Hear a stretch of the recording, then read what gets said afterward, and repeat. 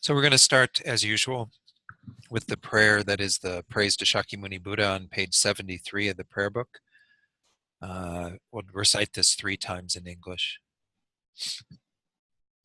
To the founder, the endowed, transcendent destroyer, the one gone beyond, the foe destroyer, the completely perfected, fully awakened being, perfect in knowledge and in good conduct, Sugata, knower of the world, supreme guide of human beings to be tamed, teacher of gods and human beings, to you, the completely and fully awakened one, the endowed transcendent destroyer, the glorious conqueror, the subduer from the Shakya clan, I prostrate, make offerings, and go for refuge.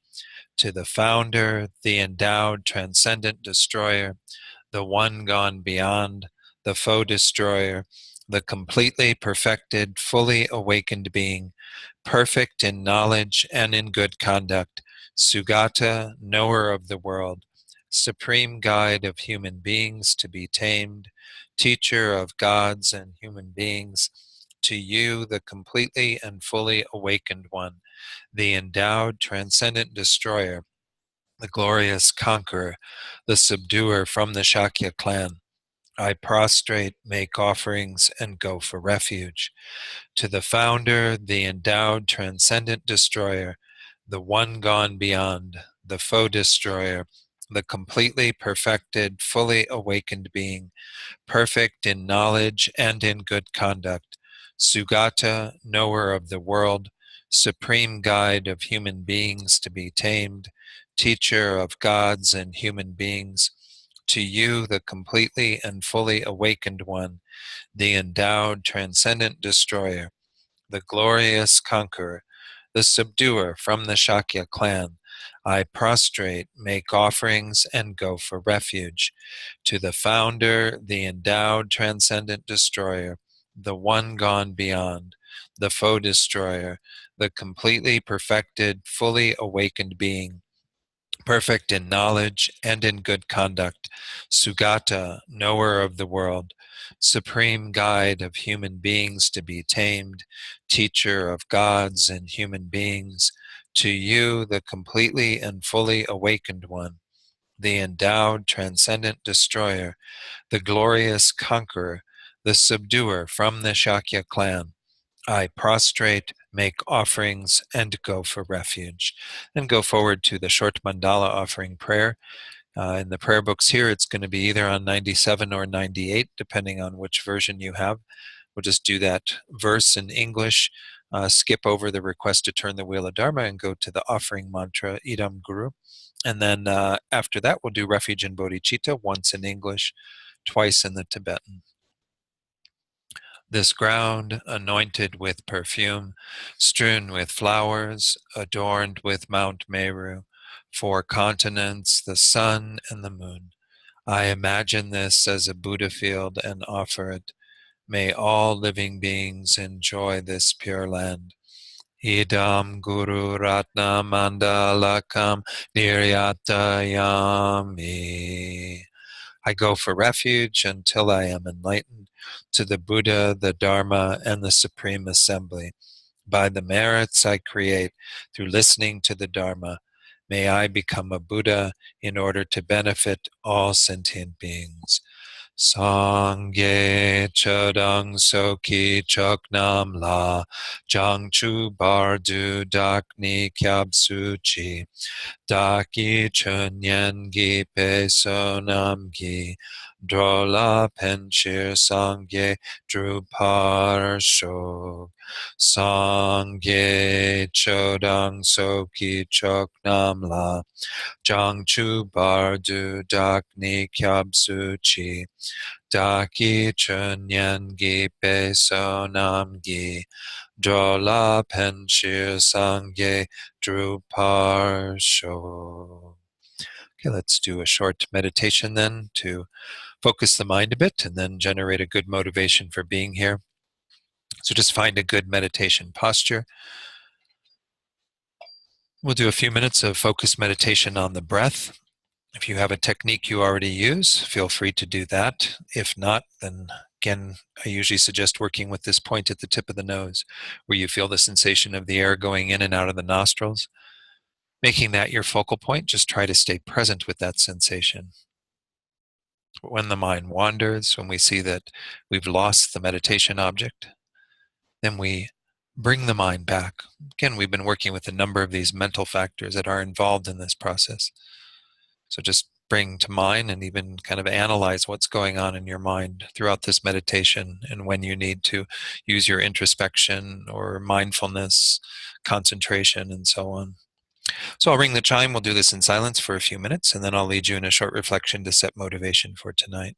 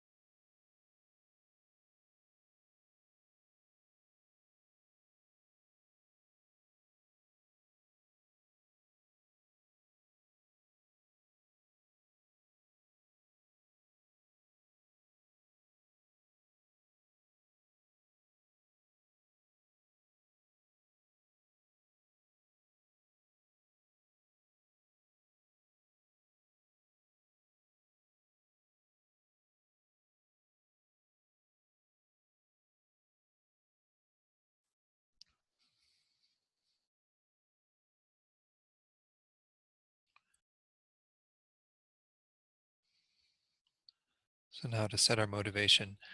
In the last class, we were working with the mental factor of wisdom, which is essentially this ability then to distinguish the qualities and the faults of various things that we analyze, that we investigate. And if we look at the Buddhist path, the spiritual path, we see that it is essentially cultivating and deepening the good qualities that we want to possess, that we know will lead to our own happiness and the happiness of others, and then weakening and eventually eliminating the negative tendencies that we have that are the source of all of our suffering and that create suffering for others as well. So we see how essential wisdom is in this process, how much we need to be very discerning and always have an eagerness to investigate the teachings, to try to discern the true meaning, particularly of selflessness, of emptiness. But that's not to discount the importance of this other wing. We often talk about the two wings of a bird that are needed for flight, in the same way that we need wisdom, but we also need the wing of compassion, of method. This is what gives the path direction. This is what gives us, in a sense, even the fuel to continue our investigation, our development of wisdom. And the best motivation, the most compassionate motivation we can bring to our studies is the mind of bodhicitta that is intent upon relieving the suffering of all sentient beings. leading them to the complete fulfillment of their welfare. And recognizing that in order to accomplish this, we have to develop ourselves. So we have to unite these two wings of this compassionate motivation with the development of our own wisdom. And this is what we're doing every time we engage in the teachings, is to try to strengthen that strong intention to be of the greatest benefit to all, and recognizing that we have to work on ourselves in order to do that. So we're here tonight with that motivation of bodhicitta to increase our own understanding of the mind, to understand how our minds work, all the various facets of our minds. So by taming our own minds, we can eventually help other beings to do the same, to be free of all the negative qualities and tendencies, and to develop all those that are positive, that will lead to the fulfillment of their welfare. So just hold this thought very deeply in your heart now, so it becomes your motivation for everything that you engage in tonight, all the thoughts that you have, all the words that you hear, all the discussion that we engage in.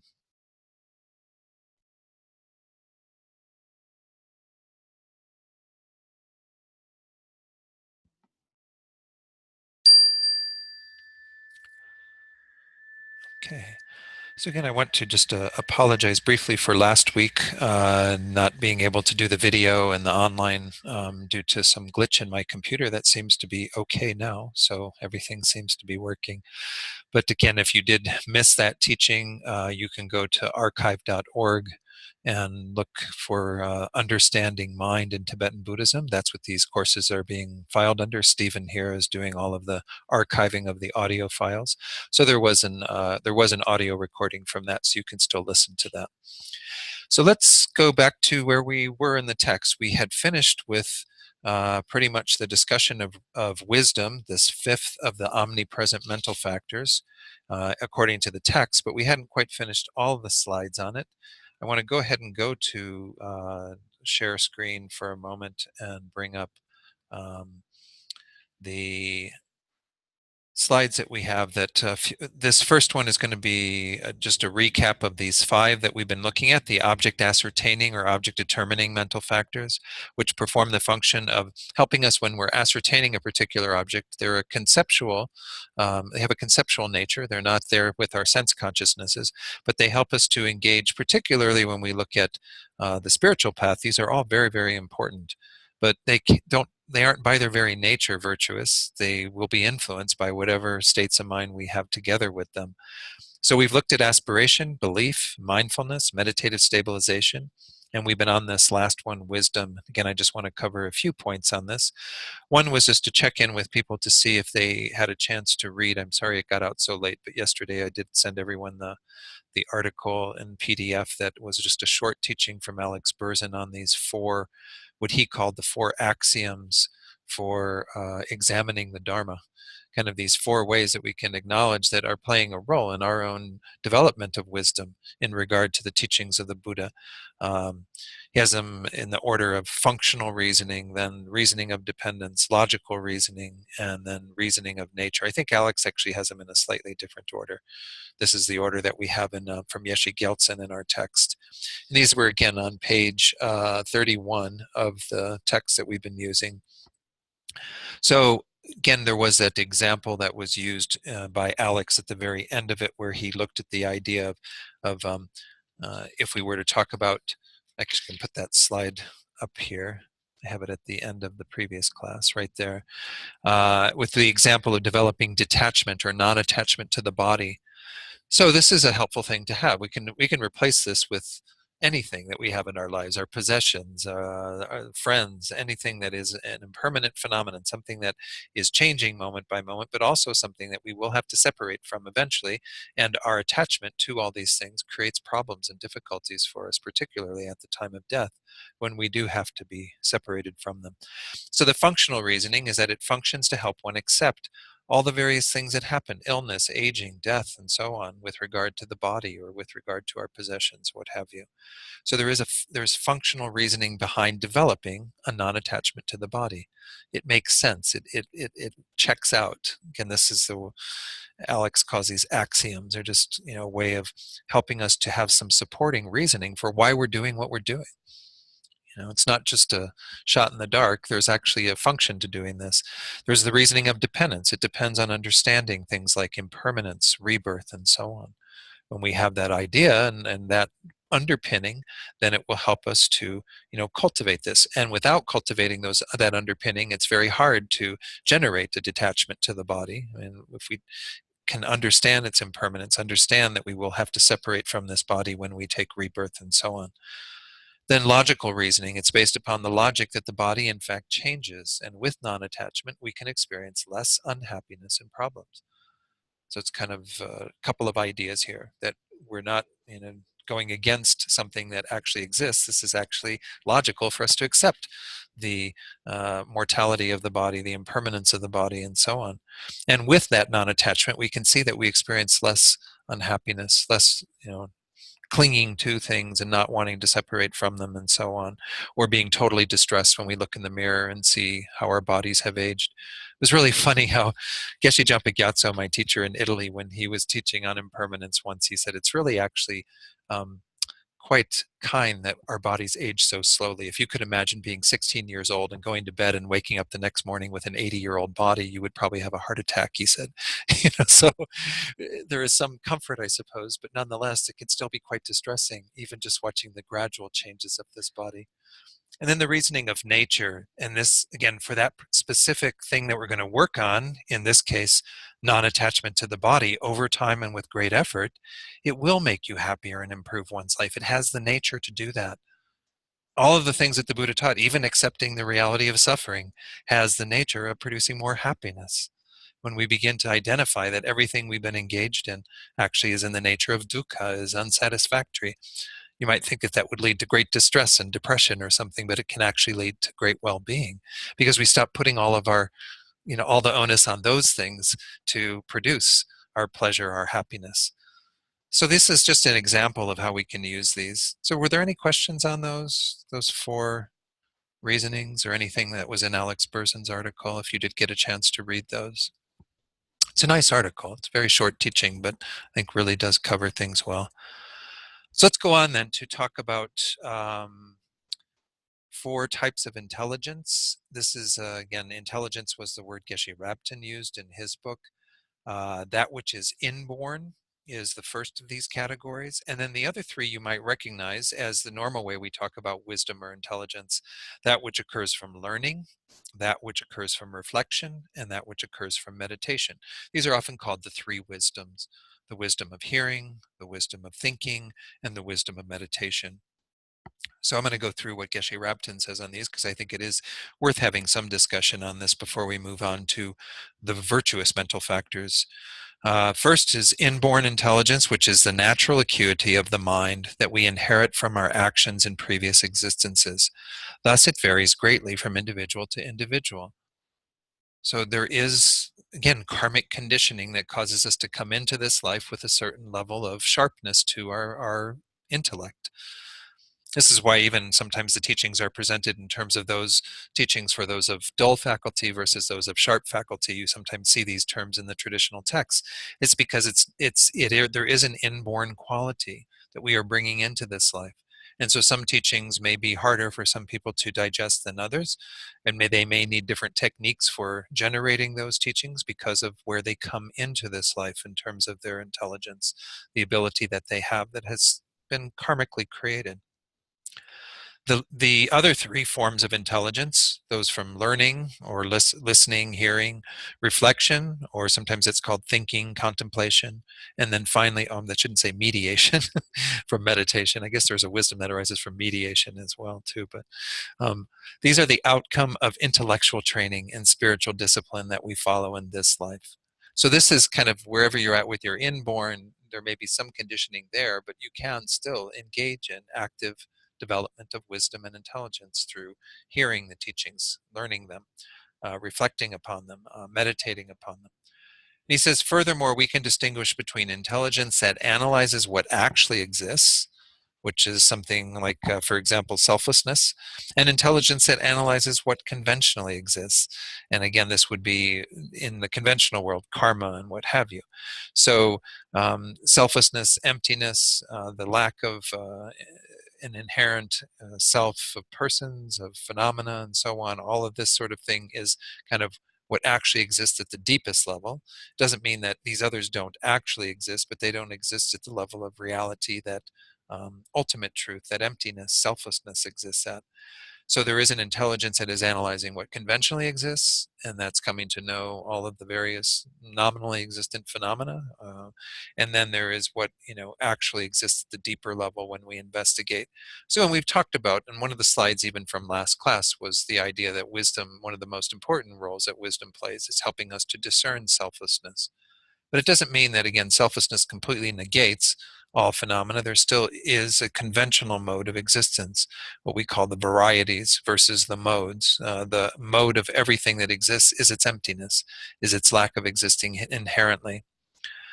So, for example, I mean, with the topic of karma, we come to analyze, karma as one of our topics and our progression on the path. And so we can analyze it and get to know it conventionally, but ultimately, karma doesn't exist inherently. Karma is empty of any intrinsic existence or self-existence. It still functions, but it's only nominally existent. So this is kind of the difference between these two levels of analysis that are going on here. So I'm sharing a little bit more on wisdom, these three types that comes from this book that actually I think Bob presented to me. Weren't you the one who gave me a copy of that, The Inner Science of Buddhist Practice? I think you did. Thank you, Bob. It's a useful book that's a commentary by Stiramati on Vasubandhu's summary of the five heaps. And so in there, he goes through each of the five heaps of the five aggregates. And so it goes into, at length, all these various mental factors. And in there, it says wisdom can be derived from listening, reflection, or meditation. These are the last three of the four that we just talked about. The realization that is gained on the authority of trustworthy scripture is wisdom derived from listening, of course, and those who give us the scripture in the form that they are providing it from their own investigation, analysis, and what have you. So that's the very first thing. And again, listening doesn't mean just through your ears. Obviously, you gain that by reading as well, by taking in teachings in whatever way that you can. Then the second one, the realization that arises from the contemplation of reasons, is a wisdom derived from reflection. So reflection is where you've heard the teachings, and you have to have some teachings to work with, obviously. You have to have hearing preceding that, listening preceding that. Then you investigate them through your own analysis. Now, for most of us, if we don't have deeper meditation, if we haven't developed calm abiding and the union of calm abiding and special insight, a way to investigate the teachings at a deeper level, everything we're doing in our analytical meditation is the wisdom arising from reflection, from thinking about the teachings. As important as it is, it's not yet at the level of the third one, where we talk about the wisdom that derives from meditation. So that's described in the text as the realization that arises from one-pointed concentration is wisdom derived from meditation. So you don't technically get that third level of wisdom until you have a stronger foundation of meditative stabilization. So remember, that was the fourth of these omnipresent factors that we finished off last week. So just to know that that is how these three wisdoms work together, is that we first take in the teachings through reading them, hearing about them, and so on. We think about them, analyze them through our own reflective meditations that we're doing. And then when we have the strength of mind with regard to a meditative stabilization that's one-pointed, that's very penetrative, then we can generate the third level, which is the wisdom that actually is called derived from or arisen from meditation.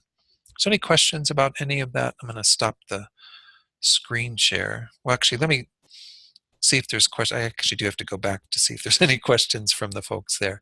No, it doesn't look like anyone's put any in the chat box. So any questions on those three?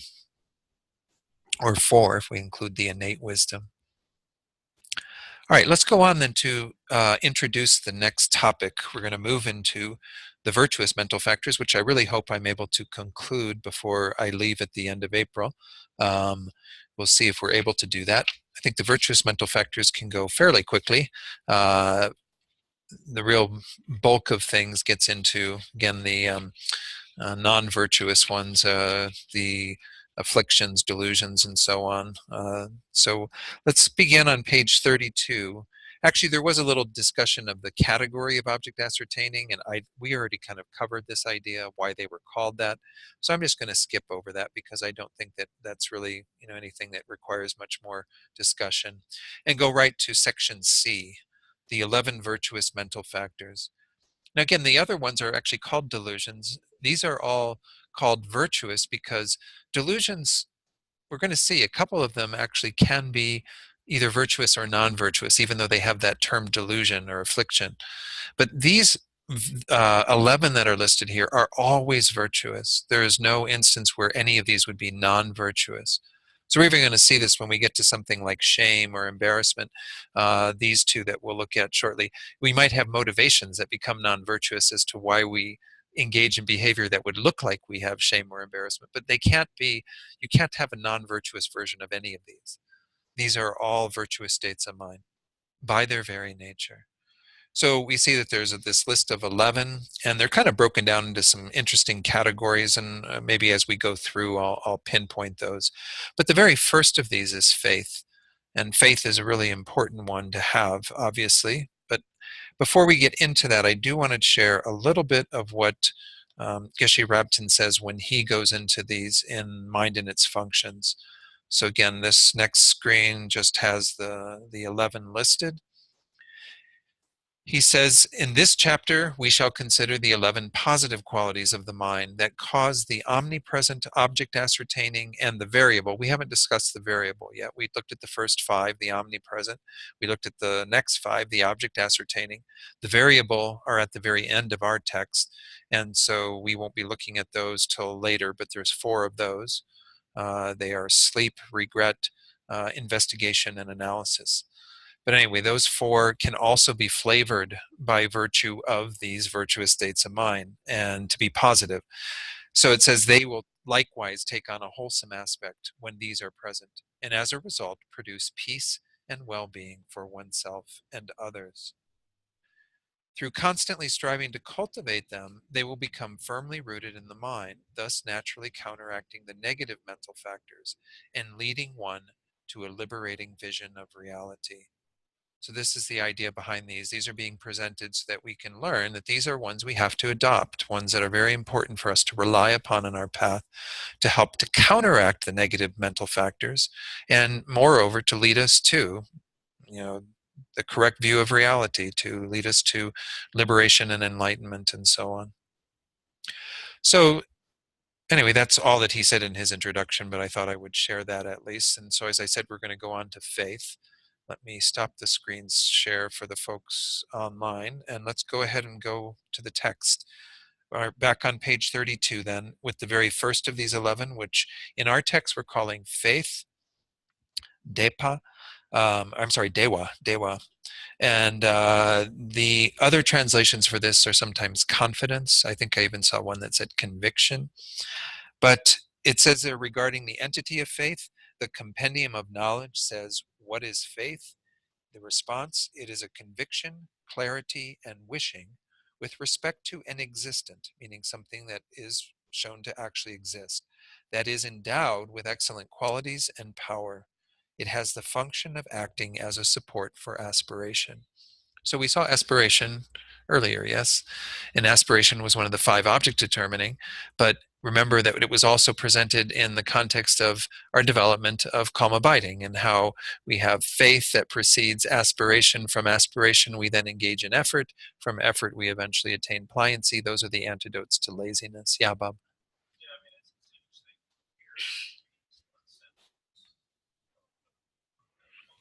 Hmm.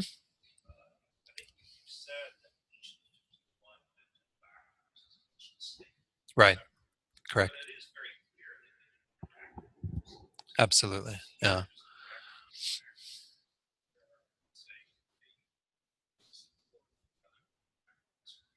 Right.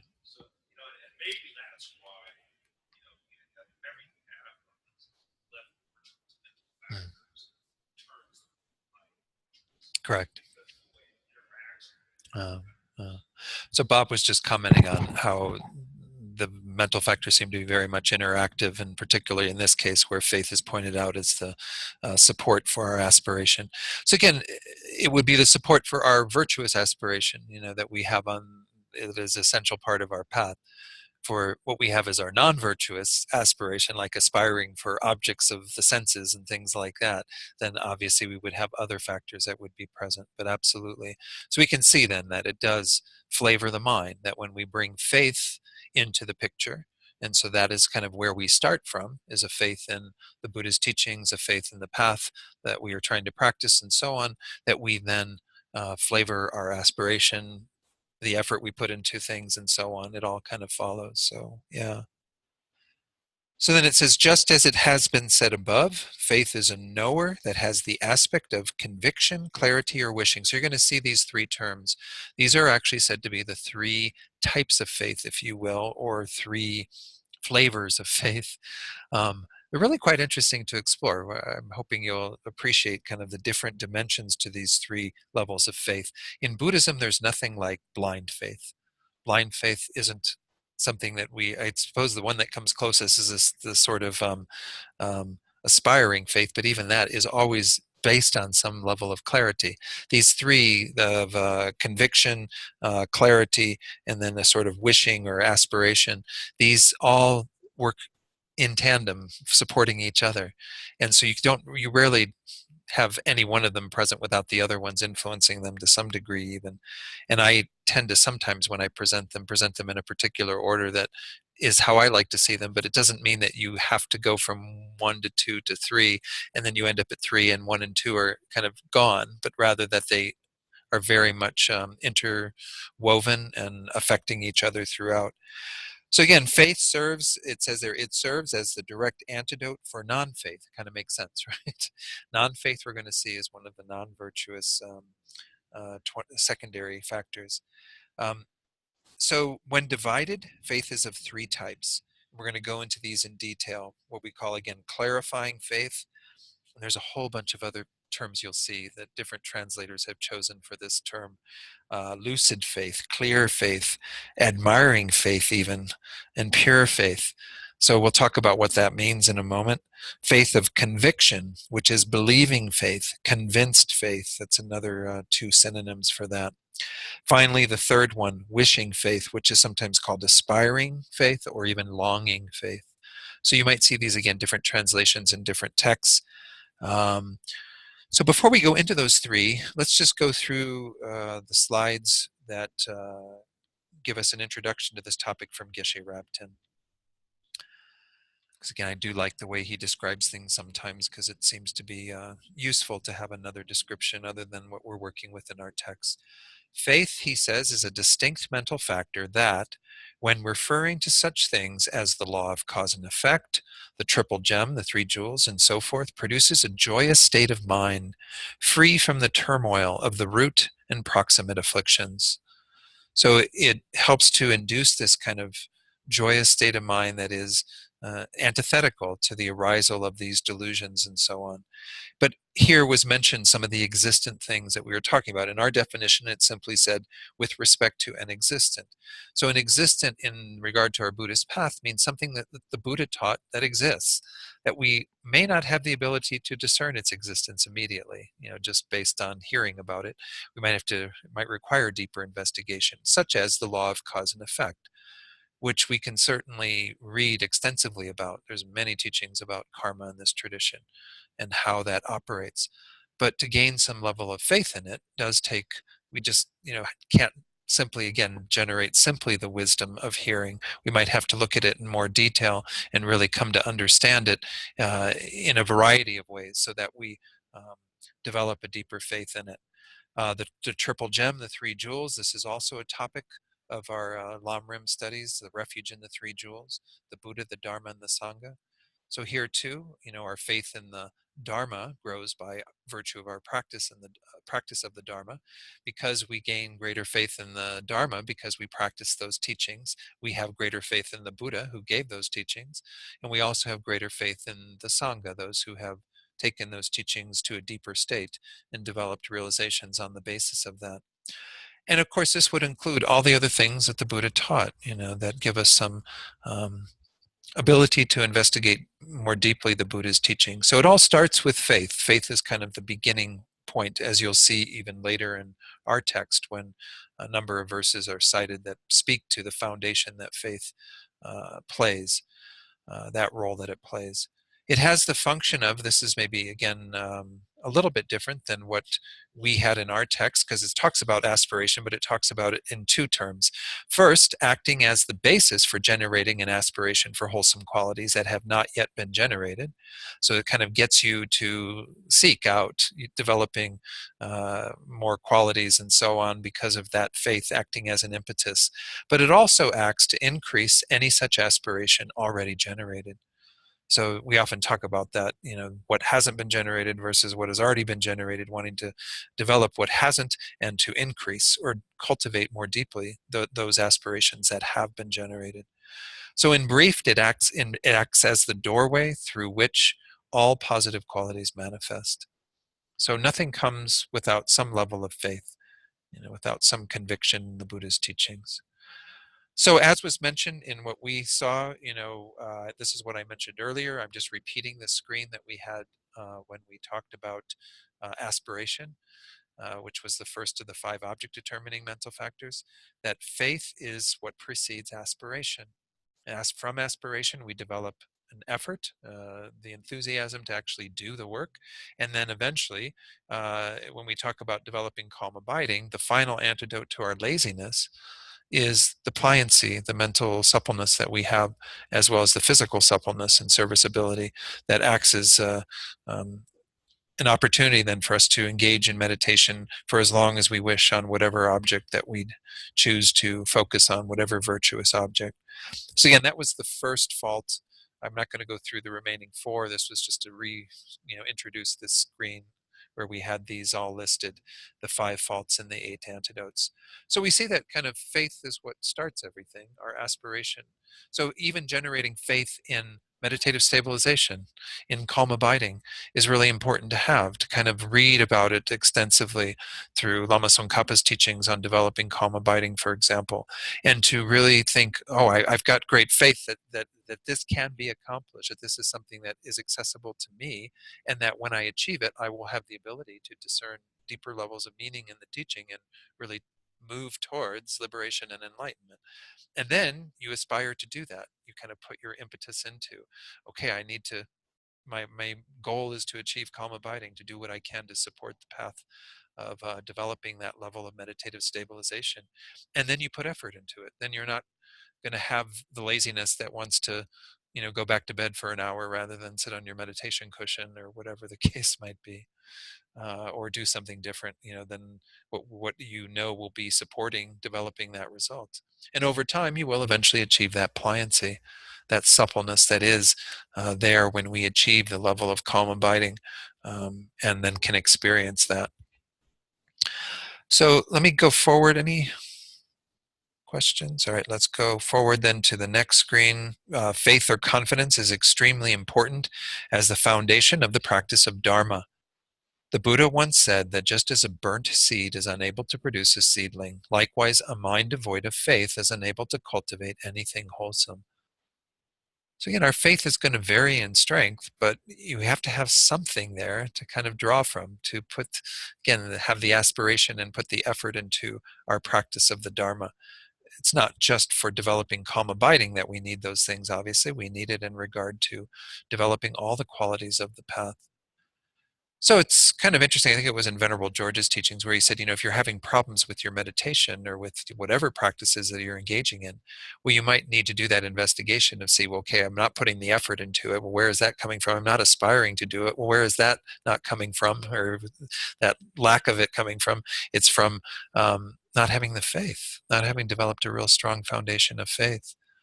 So our faith comes about through our hearing and investigating the teachings and applying them in our lives and generating greater and greater conviction, as you'll see once we get into these 3 types of faith. Yeah, Rowena.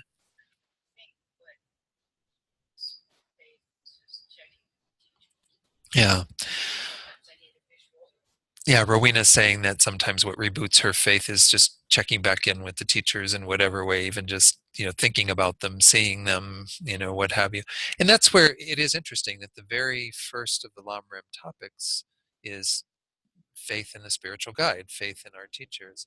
And so we'll see that again, that's a very strong one for us. That when we have that kind of, they are the embodiment of the three jewels in our lives. So they are the ones that we look to really inspire us in that way, to help us to cultivate deeper faith.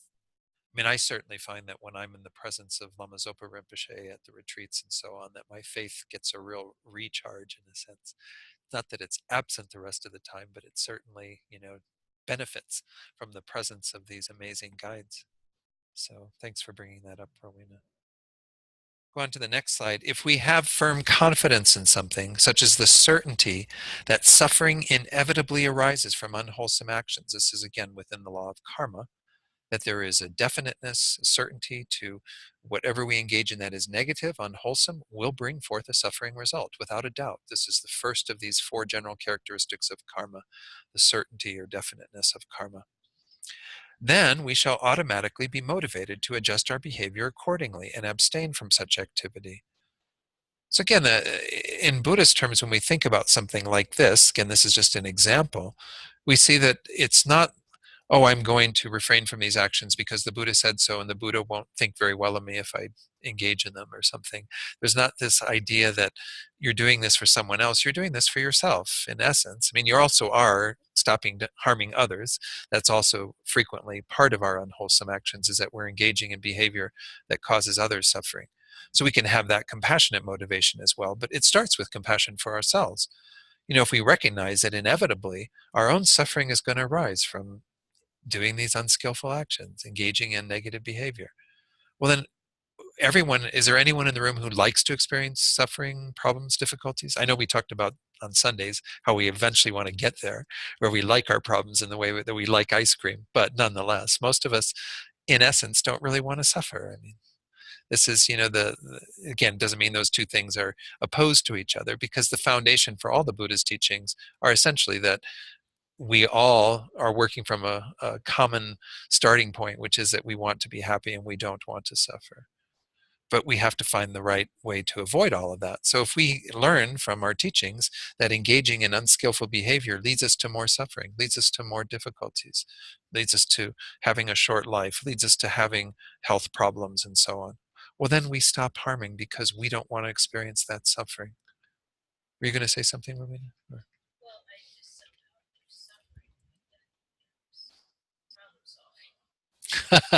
Yeah. Uh,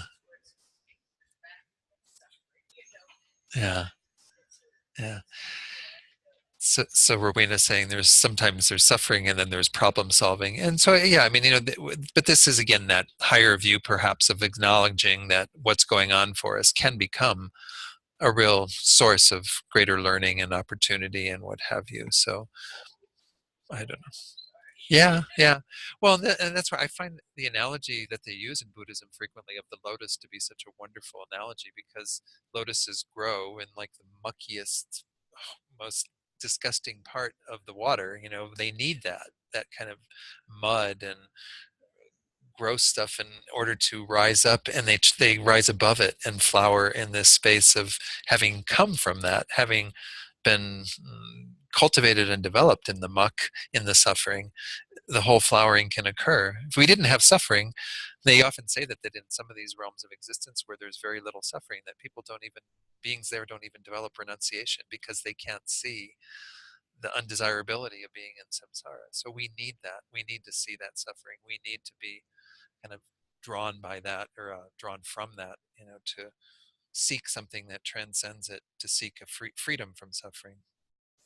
Let's go on to the last few screens of this before we get into the three types.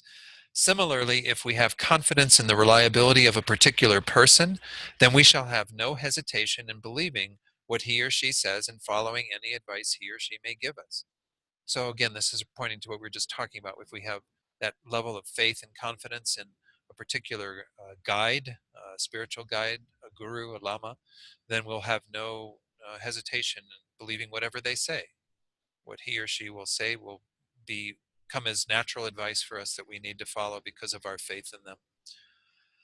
Then it says faith does not only mean to have a reverent attitude before certain holy beings. It should be understood as a factor of mind capable of broadening and expanding one's understanding. So even though it is initially presented in the Lam Rim as this idea of having faith in our gurus and the spiritual guides, it should also be understood as this factor that broadens our own understanding, because by virtue of that we can have faith in many different um, teachings that we engage in, that we come to understand.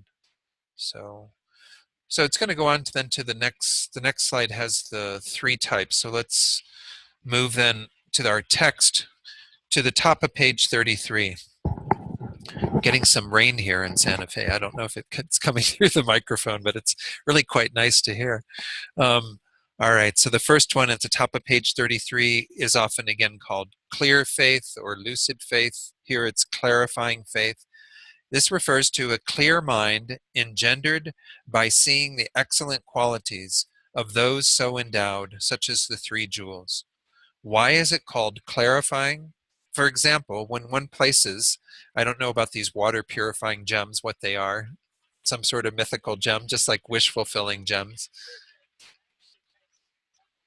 Yeah, but I don't know if that's quite what's being talked about here. Rowena was saying the mantra on glass of Padmasambhava's mantra that Rinpoche had etched onto kind of a glass thing that you put into water. It's supposed to bless the water, but anyway, I think this is maybe a little beyond that. But a water purifying gem that's placed in dirty water, the murkiness of the water is immediately cleared away. Maybe this is more like those things that you take with you when you go out camping or something to clear water, purify water, the pills that you put in that make sure that you're not going to drink any amoebas and what have you, giardia or something. Um, Similarly, when this faith is generated, the murkiness of the mind is cleared away, whereupon all excellent qualities of realization become suitable to arise in one's continuum. So when I talk about these three levels of faith, I usually do start with clear faith, as this presentation does, because this is kind of the clarity that we generate when we begin to see things more clearly. So when we are introduced to the topic of the three jewels, for example, or even karma, any of the teachings, and we, through our investigation and beginning to understand things, we have a clarity. We have something that we've removed some of the murkiness of the mind. We remove some of the things that are discordant to our development of wisdom and so on. I usually present next wishing faith, but nonetheless, there is a logic to these three being presented in this order too. The second one is faith of conviction, which, as I mentioned, can also be called convinced faith or believing faith. It's the gaining of conviction through contemplating the modes of dependent arising, cause and result, and so forth, that are taught by the conqueror. But again, I think this can be true for almost any of the teachings, that we have to develop some level of conviction. Now, where does that conviction come from? It is generally through the force of our experience, through the force of our having taken the teachings and not just seen them clearly, but actually begun to implement them in our lives, so that we then have a deeper conviction because they work, because we are actually able to keep anger from arising, for example, by virtue of developing counteractive states of mind. So that if we actually think in those terms and generate more compassion and loving kindness, when we see somebody who's angering us, generally, we wouldn't have anger arising. So we generate more faith in cause and results and the Buddha's methods for dealing with the delusions and so on by virtue of our own experience. So it's not really set out here, but we'll see it in the slides to some degree. But this conviction through contemplating, I say contemplating is going to be a part of our experience, but I think it also arises greatly by virtue of what we do with the teachings. You know, that our faith of conviction grows over time through trusting our own experiences, through what we actually find by applying the teachings in our lives. There's actually a wonderful book by Sharon Salzberg called Faith, Trusting Our Deepest Experience. And I think that this is part of what we mean by faith in the Buddhist teachings, at least at the deepest level, is that the faith is generated because we see the results. We're not dependent upon just hearing about them and thinking, oh, if I have enough faith in them, then I'm sure I'll get them eventually. It's like you do start to see them in your life. You start to see the calmness we bring to our lives, the loving kindness we have towards others, and so on. Wishing faith, the third one, which as I mentioned earlier could be called aspiring or longing faith, is, for instance, having contemplated the modes of the Four Noble Truths, ascertained true sufferings and true origins, the first two truths, as objects of abandonment, meaning we want to be free of our suffering and we want to be free of everything that causes our suffering.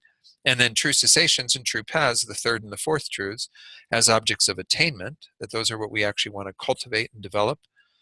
And having understood that these can be attained if one makes the proper effort, the faith thinking, I shall definitely obtain them. So we see that this is kind of when our faith gets combined with aspiration in a sense, or wishing, when it has that strength of saying, okay, so then I will be aspiring to move in that direction, to adopt the Four Noble Truths at the deeper level, or to become a Buddha. I mean, all of this will be developed on the basis of the faith that we have from having investigated the teachings in this way, having contemplated them. So again, and when I present them, sometimes I reverse two and three.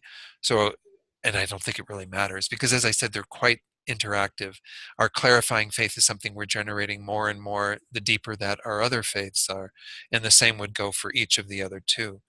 But essentially, the most important thing is to get to a place where, once more, it's not just because the way that I see clarifying and wishing, for example, is that you could have those without not necessarily getting some level of deeper conviction in my mind. The conviction, from my experience at least, comes from what we see the teachings doing for us, that we actually know from implementing them in our lives to the degree that we're capable, that our faith in them grows, and therefore we have a clearer view of what they really mean, and then we also have a greater aspiration to be able to move in that direction. So it's kind of like, I don't know, they come back around and circle into those two, but they are, as I said, I don't you could present them in any order, I suppose. Yeah. um,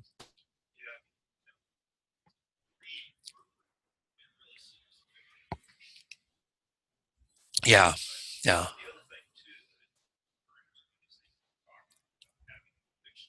Hmm. Right.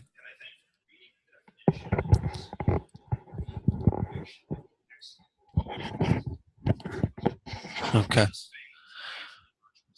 Right. Right. Right. Right. Yeah.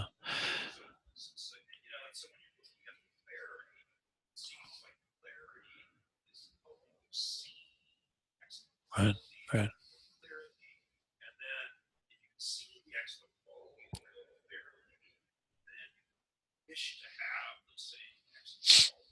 Right.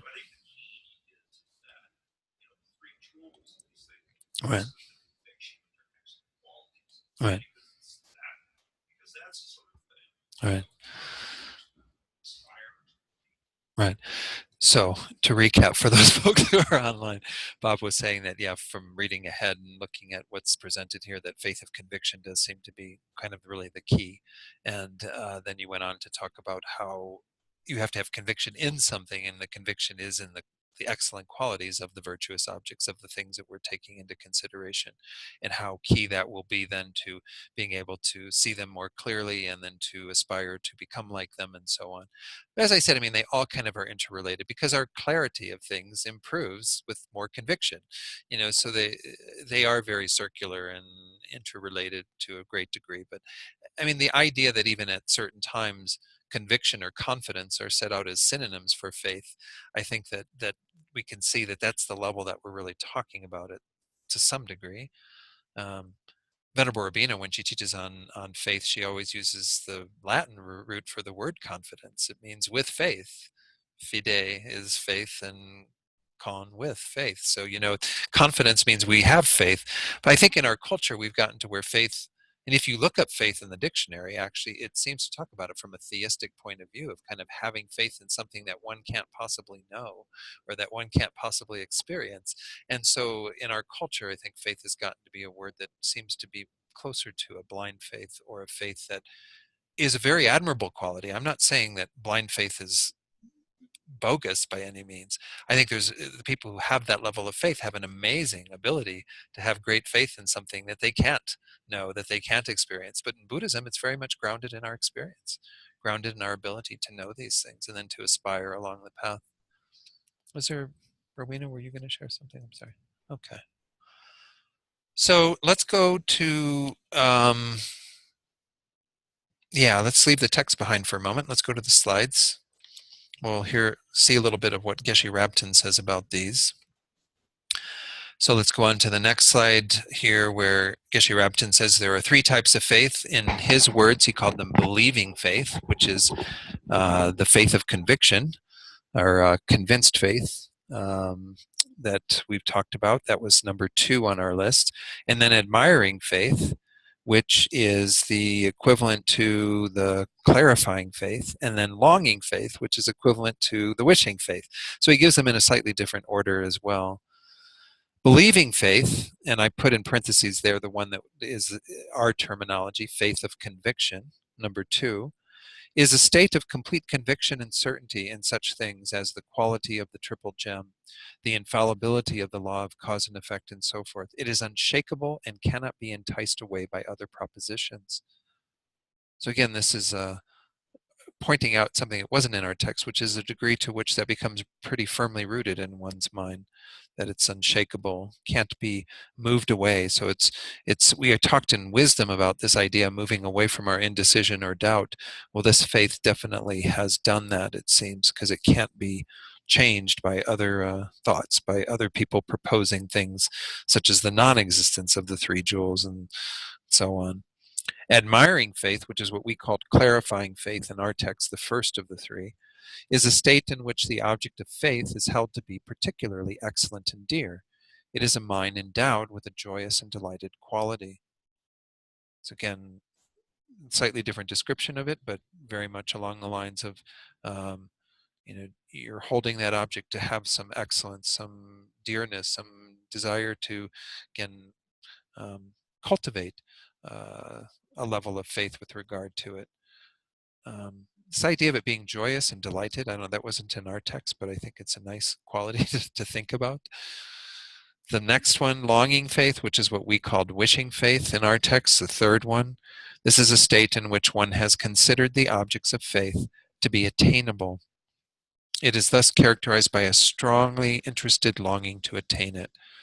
So even, again, when Bob was talking, he pointed out how the conviction does lead to clarity, which then does lead to an aspiration.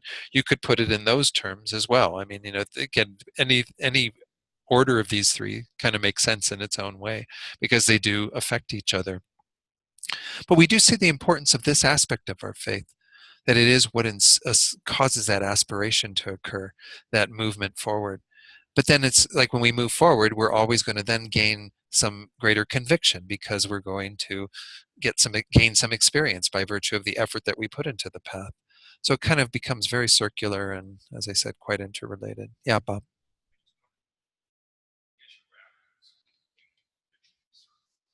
Yeah, yeah. So Bob was just pointing about, how we have conviction and certainty being equated here in this slide that I'm putting back up on the screen for the first one, the faith of conviction.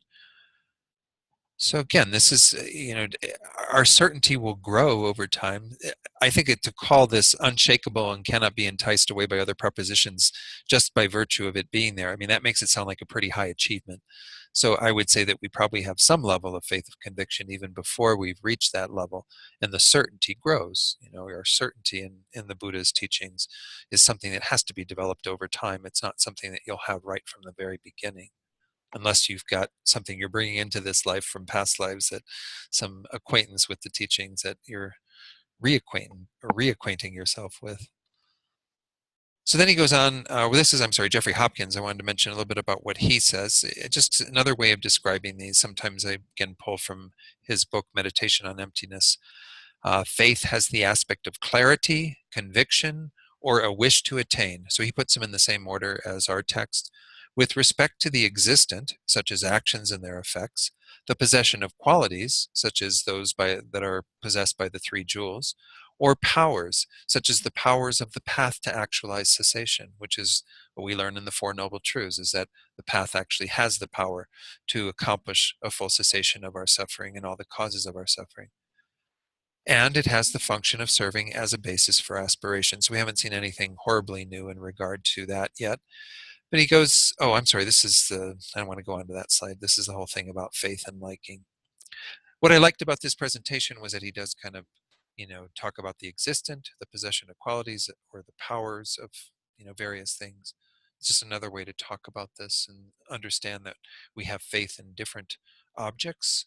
Um, all of these would be existence, but things that exist that we may not have, uh, that are not that evident to us. I mean, that's the thing about causes and results, is that the law of karma is not evident at all. In fact, it's uh, the most hidden phenomenon, one of the most hidden phenomena. Um, Even something like selflessness or emptiness is only slightly hidden, it said, in comparison to something like karma. All right, let's go back to the text then for a little bit, and then I'll open it up to some questions again after we've gone through a little bit more of this, maybe even to the end of faith, though there's quite a few pages on faith yet, though I don't think I'll spend as much time on the latter part. So in the middle of page 33, Yeshe Gyaltsen says, here I have merely identified some illustrations of the three types of faith. It is not that all instances have been exhausted here. Nowadays, in our world, liking and faith are spoken of as if they are the same. Now, when Venerable George taught on this, he says he thinks it's some nuance in the language that we don't have in English. These two words that have been chosen, faith and liking, we'll go through the examples that compare these, but it's not something that I think is that evident in terms of um, the equating of these two. We don't see so much in our culture. But let's go through what is indicated here, and we'll see if we can make some sense of this. So he says they're spoken of as if they are the same. Liking beer is said to be faith in beer, but liking and faith are nevertheless not the same. I don't know if everyone says I have faith in beer, or I have faith in whatever. I mean, it sounds very. Some do. They go to their church is the corner bar or something, and I don't know. So faith is by entity a virtuous mental factor, whereas liking has both virtuous and non-virtuous, kind of shades to it or aspects to it. If this is explained in detail, there are the four possibilities. Now, the four possibilities, some of you might recall who were here when I went through the debating class many, many years ago now, it seems. But anyway, in Tibetan debate, they often are doing a comparison of two classes of phenomena, or two things that we could talk about, and trying to determine the relationship between those two. So liking is one, faith is another. What is the relationship between liking and faith? Meaning, all the instances of what we would call liking, are they also all instances of faith? Are they completely all instances of liking are not instances of faith? Or are there some that are instances of faith? Or are all instances of liking encompassed within instances of faith, but yet there are some instances of faith that are not instances of liking? It's the idea that you have different ways that you could map this out. And if you used Venn diagrams, you'd essentially have either two circles that don't have any common ground. That would be what we call mutually exclusive. We have two circles that are completely overlapping, which would be mutually inclusive. We have two circles that are one circle inside the other circle, which is called three possibilities, meaning that there's something that is both, something that is one and not the other, and something that is neither of them. And that could be one being a subset of the other and the other being a subset of the other one. So it depends on which one you're talking about. Or you have the thing that looks like the MasterCard symbol, which is the two over linking circles, which has a common area. That's called four possibilities. And that's what's being explained here, that there are four possibilities, some that are over in this circle that are not in the other circle, some that are in the middle that are both, some that are in the other circle that are not in that circle, and then again, something that is neither. So this is a traditional way of talking about the relationships between two phenomena. So if you said, for example, impermanent phenomena and permanent phenomena, what would be the relationship between those two? Mutually exclusive. They're the two circles that don't meet, because everything that is impermanent, meaning it changes moment by moment, cannot be permanent, which means it doesn't change moment by moment. By virtue of that, definition, anything that's in the one cannot be in the other. If I said um, causes and results, it's a tricky one. Everything that is a cause and everything that is a result, they're actually mutually inclusive. Yeah, and that's because everything that is a cause is a result of what preceded it, and everything that is a result is a cause of what comes after it. So, anyway, so that would be where the circles are overlapping completely, mutually inclusive. If I said persons and impermanent phenomena, this would be three possibilities, because all persons are impermanent phenomena because they change moment by moment, but not all impermanent phenomena are persons, because we have chairs and tables and all these other phenomena that are produced as well. And then finally, if I said, let's see, what would be a good example of what's the four possibilities one that I can think of in the moment? Well, let's go through this one. This is four possibilities. This one's a hard one because of these two terms, liking and faith, but maybe we'll get a greater appreciation for them. I'm trying to think if there's another one that, oh, I know. We could say Americans and men or women, Americans and women. So is every person who is an American a woman? Is every woman an American? No, you have kind of those two, but there are women who are not Americans, and there are Americans who are not women. So we would have the intersecting would be American women, and then you would have women who are not American over in the other side, Americans who are not women on the other side. Anyway, just another example. Is everyone clear on that? I know that was like the briefest explanation I think I've ever given of that whole topic, but hopefully it's nothing you have to remember forever by any means, but you will see these terms sometimes coming up in the philosophical texts: mutually exclusive, mutually inclusive, three possibilities, four possibilities. So here we're looking at four possibilities. So the first one is that which is liking but not faith. So it's a part of the set A but is not in set B. And the example that's given here under number one there, it says the first, that which is liking but not faith, is, for example, liking one's son, one's wife, and so forth, and liking sources of misdeeds such as drinking alcohol and eating meals after noon when one's ordained. So any of these things that would fall into kind of a way of liking that isn't imbued with any kind of faith, any of this type of more transcendent quality, a virtuous quality. Then we have that which is faith but not liking. So this is in set B but not in set A. The second the example here is that which is faith but not liking is fear from one's depths and faith of conviction regarding the drawbacks of the sufferings of psychic existence. Yeah, Stephen.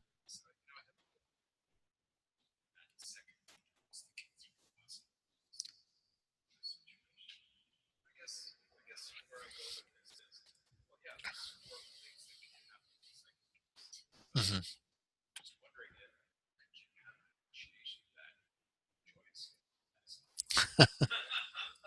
Well, like, yeah. Stephen here is raising the qualm or the query as to whether the second one would actually would this actually be three possibilities, because what the second example is speaking to could actually be some form of a liking as well. It would fall into that which is both. Uh, uh, I mean, again, I think it just has to do with the way that this word liking, whatever the Tibetan equivalent is and the word that's being compared to here, that it does have a flavor of, I suppose, taking a delight in something. And it's hard just on the surface of this to say that anybody who's got a faith in that's imbued with this fear of having to see the drawbacks of samsara, of all the suffering we have to experience, and having that sort of trepidation arising, that someone would have a mind of delight. And I agree that there may be more advanced practitioners, and there certainly are people who are working with Lojong and other techniques where they're going to be joyfully going about it. That's what I was talking about earlier that I've been going through on Sundays, is this whole idea of liking problems, that Rinpoche says that you should be delighted when samsara's drawbacks rear their ugly head and you have these things to deal with. But so I don't know. I mean, I agree with you, but maybe because there are instances, maybe what's being described here is the instance where we do have just the faith, but it's not something where there's any real delight or liking. And so there would be those too. So I don't know if we could ever get to a place where we'd say there is definitely three possibilities, because not every instance of having faith that is fear from one's depths, regarding the drawbacks and so on, so you see what I'm saying is I don't, I think it might take a greater practitioner to actually be at the level that you're speaking to, which is an admirable place to aim for, but nonetheless, you know, does that make sense? Yeah.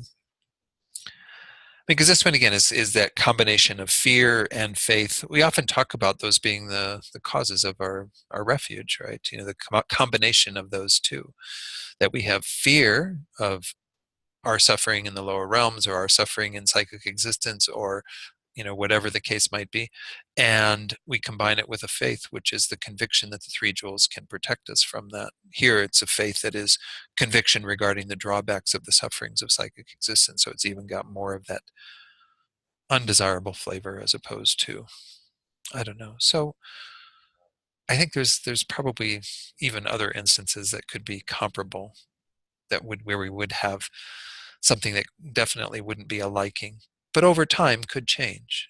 I agree with you. I think you could get to a place where some practitioners would have this kind of delight or liking. Let me see if I can go back to, I may even have it in the slides. I don't remember what slides I put for this this topic of liking, because Venerable George talked about this a bit, and he's got much greater knowledge. He's actually translated Tibetan into English and all this, and so he's got a greater knowledge of some of this. But I think the word that he actually used, that he said that this is closer to, is the idea of delight. That when we talk about this idea of liking or something, that it's really this, delighting in something, taking joy in something. Um, he says here there is some idiosyncrasy of the language going on here. I don't think in English we use the word faith, what we are translating as faith for liking. He says, you can like your guru, you can like Buddha. There are some non-virtuous things you might like. Is liking beer non-virtuous? Kind of questions. But it says, this kind of liking that's being mentioned, for example, the one where liking in beer and so on, is kind of, can predispose you to create negative karma. But he says having faith in the shortcomings of psychic existence is not liking, that you have to get old, that all of the nice smooth skin on your body will be wrinkled and you won't be able to enjoy the things you enjoy now, nor that you eventually have to leave this body and all your friends. These are not things we enjoy. We do not like them, but we can have faith in them as drawbacks of cyclic existence. So that's how he's presenting an explanation of that, is that when you're looking at those things, it's not producing a joyous thought in your mind. It's almost some dread, some fear, as he mentions, going, my God, that's going to happen to me. That's the refrain from Pabankar Rinpoche's Heart Spoon, right? This is going to happen to me. This is going to happen to me, to kind of bring that home. It's not a pleasant place to be. So it doesn't have that quality of delight or liking that's being referred to here in that term. So then the third example, that which is both, that which is in the center of the two circles in the Venn diagram, is, for example, faith from one's depths and liking due to contemplating the excellent qualities of the spiritual guide and the benefits of wholesome actions and their results. So we do have topics that we meditate on that are really delightful, that are really induce that kind of liking, such as thinking about our gurus, as Rowena mentioned earlier, that all we have to do sometimes is just bring them to mind and their incredible qualities and what they embody for us. And we can have our faith grow as well as our liking, as well as this sense of delight. And then finally, that which is outside of the two intersecting circles, that which is neither faith nor liking, is anger, suffering, and so forth. I mean, then no one would call them liking, and certainly they aren't faith. So, any questions on that little comparison? Let me go to the screen and give you Jeffrey Hopkins' explanation of this, just so that you can see what he says. I actually liked his presentation. I thought it was quite nice. Although the world equates faith and liking, again in this particular context, they are not the same. Liking one's child or spouse and liking beer are cases of liking but not of faith. Also, the faith which is a concern and conviction from one's depths with respect to the faults of psychic existence is faith but not liking. The faith which is a conviction and liking from the depths through contemplating the qualities of a spiritual guide or the benefits of wholesome actions and their effects is both faith and liking. So he kind of goes through the same examples, just again, slightly different words. And that was it. Oh, how do I not have the other one? I guess he didn't include the fourth one, the fourth possibility, because he wasn't delineating the fourth possibility, but rather just showing how these two are not the same, that we do have examples of things that are both, but we also have lots that are liking but not faith, and faith but not liking. So then we go back to the text, and there's this interesting little discussion of liking and respect. And you kind of go, okay, well, we're going to go through another little comparison. Well, then, is the bottom of page 33, are liking and respect the same, or are they different? Response. Again, in the world, we speak of them as if they are the same, but in fact, they are not. Liking a spiritual friend is faith, but respect for him or her involves contemplating their kindness, knowing shame, valuing them highly. Hence, when liking and respect arise in the continuum, they are separate mental factors. So again, we can have them both present, but they are not exactly the same. Again, respect is not one of them that we're going to be looking at. That's why, once more, I mentioned this at the very beginning of this course, this delineation of 51 is not exhaustive. This is not all that we have going on in our minds. There are lots of other things. The one we just talked about is one of in that third example, fear. Fear is not on the list of the 51, which is really quite interesting, because I think fear has its own unique flavor that is very different from all the other ones. Nonetheless, it's not delineated as a separate mental factor. Yeah, Stephen.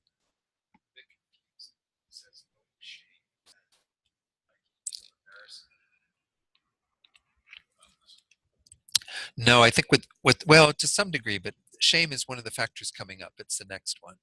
And so we know shame when we kind of take what our teacher has told us and we have the respect for them that makes us kind of control our own actions and what have you. And the word embarrassment that you used is actually the one that is the other factor that comes with shame. And shame and embarrassment frequently go together. And in English, they have a lot of very similar meanings, but we're going to have a shade of difference between the two of those. Stephen's question was, you probably have gathered it from what I just shared, but essentially, yeah, is this knowing shame? What were the words that you used referring to being embarrassed and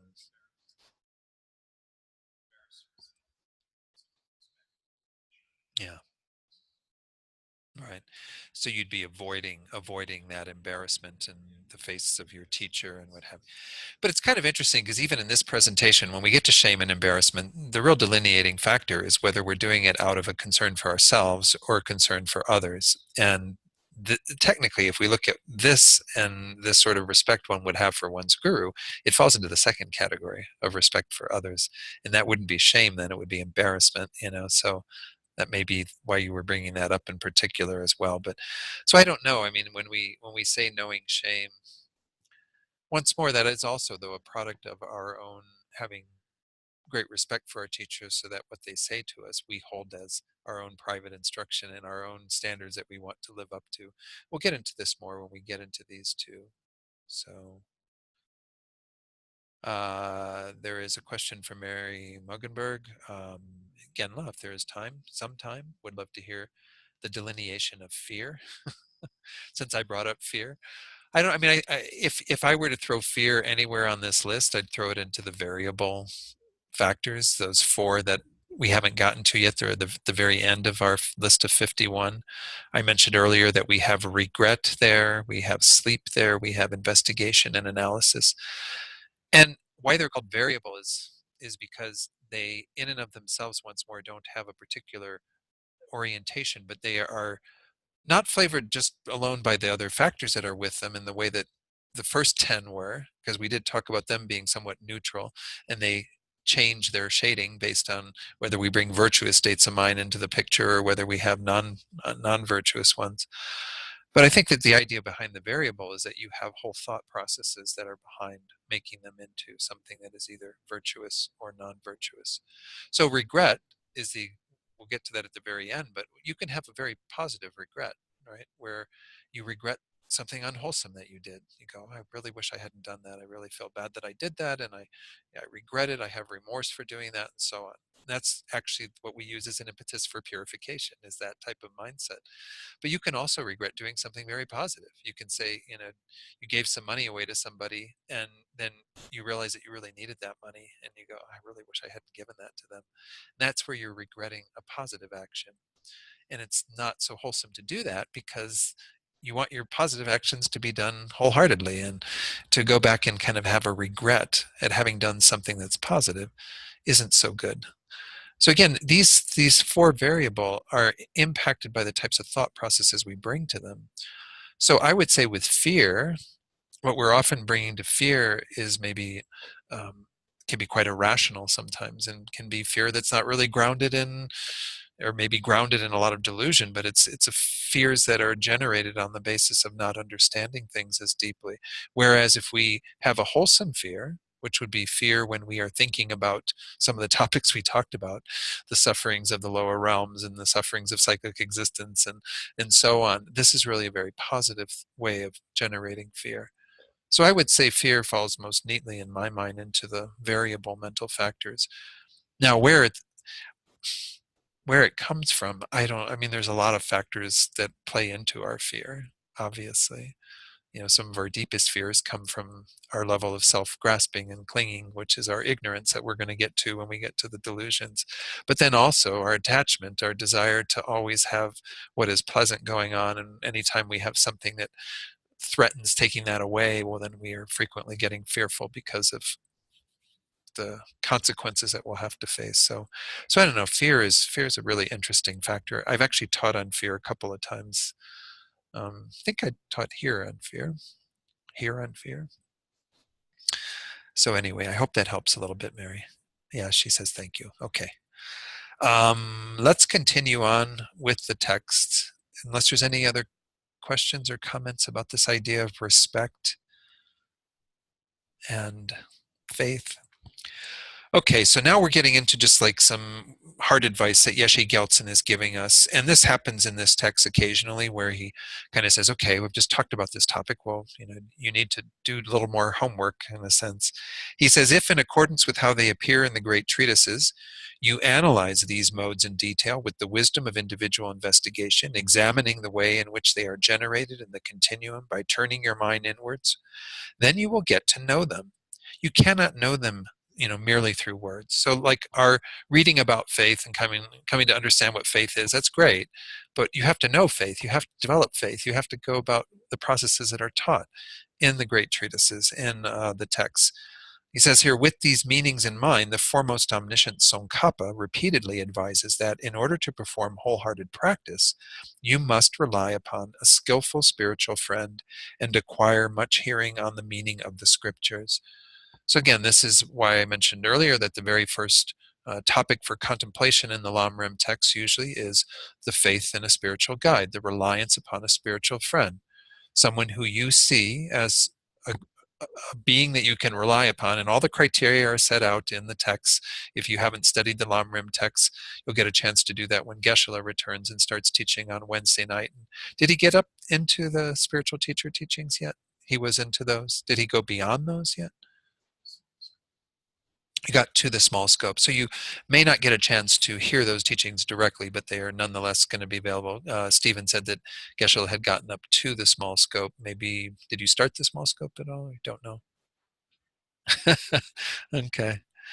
Anyway, that's the text. The middle length Lamrim is the one text by Lama Tsongkhapa that's studied in the basic program, which this text also is studied in the basic program. So it'd be good to investigate that text if you aren't familiar with the teachings on reliance upon a spiritual guide.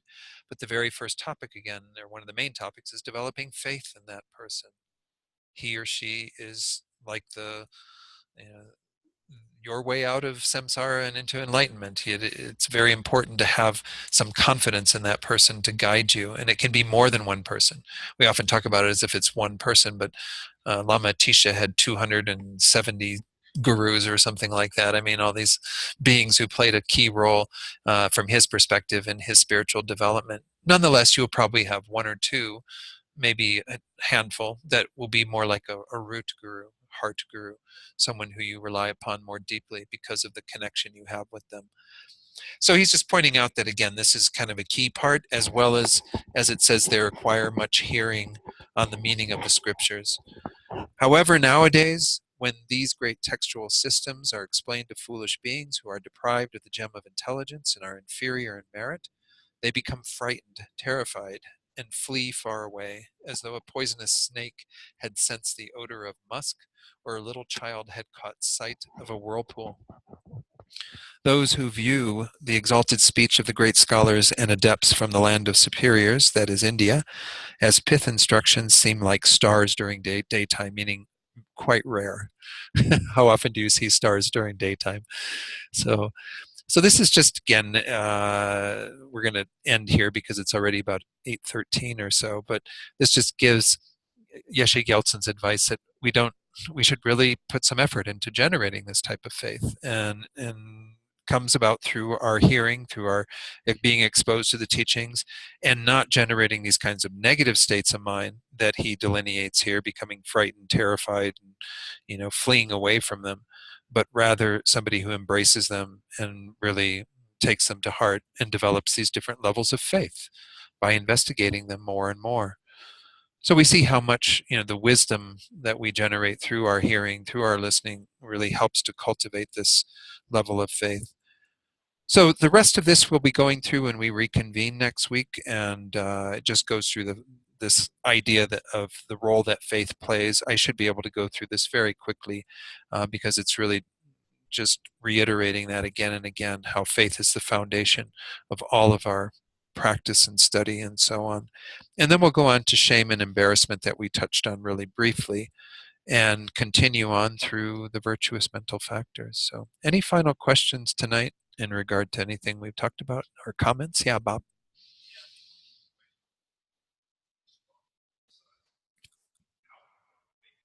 Yeah.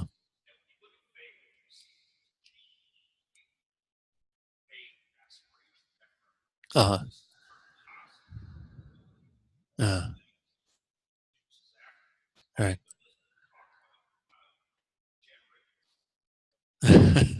Yeah.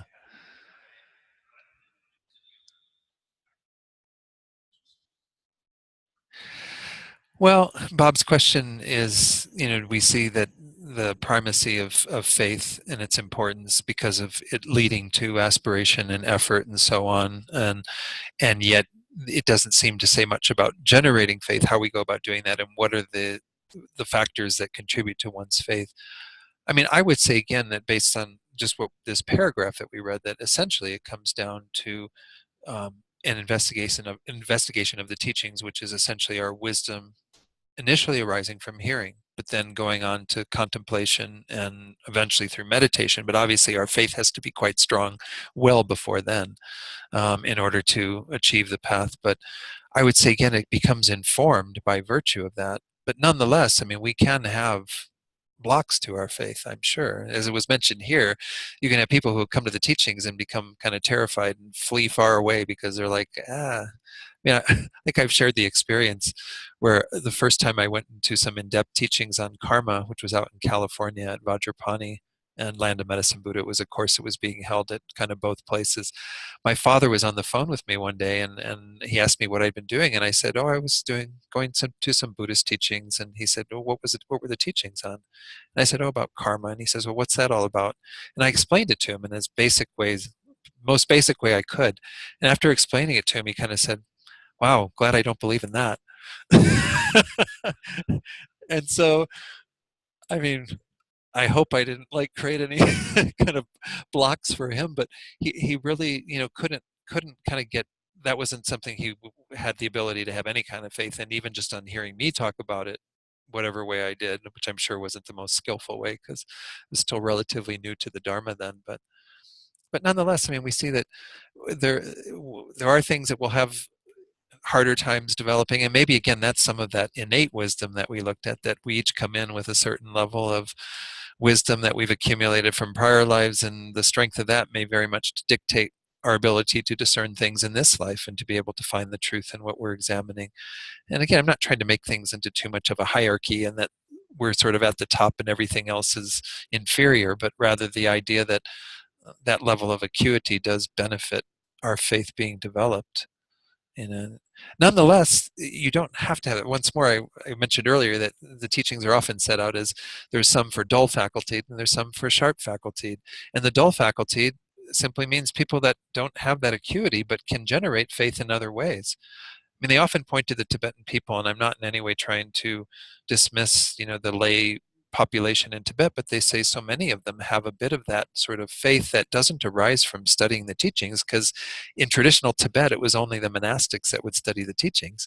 So the lay people would really be just totally on the basis of the faith they had in their guru, the lama for their region and their locale, and they're being given mantras to recite and prostrations to do and all these kinds of amazing practices. They already do have a strong foundation of faith in karma, I'm sure, or else they wouldn't be engaging in all of these. But nonetheless, their faith wasn't about investigating the Lam Rim and studying it and all these various things necessarily. But I mean, I'm speaking from what I've heard. I obviously don't have direct knowledge of that. But yeah, Rowena. Yeah, yeah, yeah. Right. Rowena is pointing out that, it mentioned the Four Noble Truths because without having the understanding of the situation that we're in, it's very hard to have some sort of faith in a path out of that and putting the effort into, aspiring to achieve all of that. So, I mean, we do see, and again, I'm not, like I said, I'm speaking sort of just from what I've heard from people. Maybe in Tibet, actually, everybody everybody there had good knowledge of all these things, working knowledge of the Four Noble Truths and what have you. I really don't know. But nonetheless, you do have sometimes those comments being made that people who have a greater level of faith, if you will, and just that type of, I'm just going to keep doing these practices, and don't necessarily understand the full underpinning of all of that in terms of the more philosophical teachings. And that's okay. That'll get you there too. It's just a different route. So I don't know. Again, in this tradition, we do tend to emphasize so much the study and the investigation into the teachings and all of that. So that's understandable that we're going to get that type of presentation in the way of looking at faith and how it's generated. So I don't know. That's my reflections on your question, Bob, of what are the things that sort of are the causes for faith. But it's a good investigation maybe to do on your own over the next week to see what in your own experience, where did your faith come from? Because we each have a level of faith in these teachings, even if you're relatively new to them. There's some seed of faith that has already grown that keeps you coming here, that keeps you going, I'm hearing something that is truth. And so what are the things that are operative for you that are contributing to that? Then and recognize those as something that you need to continue and to further to keep generating that. I don't know. So I don't think there's any other questions from online either. So let's go ahead. And if you do have questions that I didn't get to, it's already 8:20, so I want to go ahead and wrap up tonight. You can email those to me, or you can write them down and bring them into next week's class. Let's go to page 235, and let's recite the first two prayers that are there, that are the dedication prayers that we usually do at the end of teachings. So again, keeping in mind that we've had these 2 hour or hour and a half or so of spending time together with this motivation of bodhicitta. This is to reconnect with that motivation and to think that through everything that we've done here, all the thoughts we've had, all the words that we've shared or heard, may all of this become the cause for that result of the enlightenment of all sentient beings. through our own enlightenment, our ability to be able to bring them to that state. And also may this mind of bodhicitta that hasn't yet developed grow very deeply in our hearts, and that which has been cultivated never decline in the least. Let's recite the first two prayers with those thoughts. Due to the merits of these virtuous actions, may I quickly attain the state of a Guru Buddha and lead all living beings without exception into that enlightened state. May the supreme jewel bodhicitta that has not arisen arise and grow, and may that which has arisen not diminish, but increase more and more. Now we'll do the prayers for the long lives of our teachers. On page 244, we'll do the two prayers there for His Holiness and Lama Zopa. So again, we've been talking about this idea of having great faith and conviction in our gurus. It's essential to have these beings in our lives, but we can recognize that there are countless gurus, countless spiritual guides, not just in our tradition, but in all spiritual traditions, all of them intent upon helping others to achieve good qualities, to practice well in this life, to engage in good behavior. So we make strong prayers for the good health and long lives of all these spiritual guides by reciting these two prayers. In the land encircled by snow mountains, you are the source of all happiness and good. All-powerful Chenrezig Tenzin Gyatso, please remain until samsara ends. You who uphold the subduer's moral way, who serve as the bountiful bearer of all, sustaining, preserving, and spreading Manjunath's victorious doctrine, who masterfully accomplish magnificent prayers honoring the three jewels, Savior of myself and others, your disciples, please, please live long. And then finally, just dedicate for any beings that you're holding in your heart right now, whether they're beings that you know or whose situation you've heard of, if they're experiencing obstacles or illness, are dying or who have died, whatever their suffering is, dedicate that they may be relieved of that suffering through our efforts here tonight, and that they may find perfect peace, all the causes that lead to that. And may all beings know true peace and happiness through our efforts here tonight. Okay, thank you all very much here in the room. Thank you all online, and look forward to next week. Thank you, Don. Very welcome. Thank you, Jane.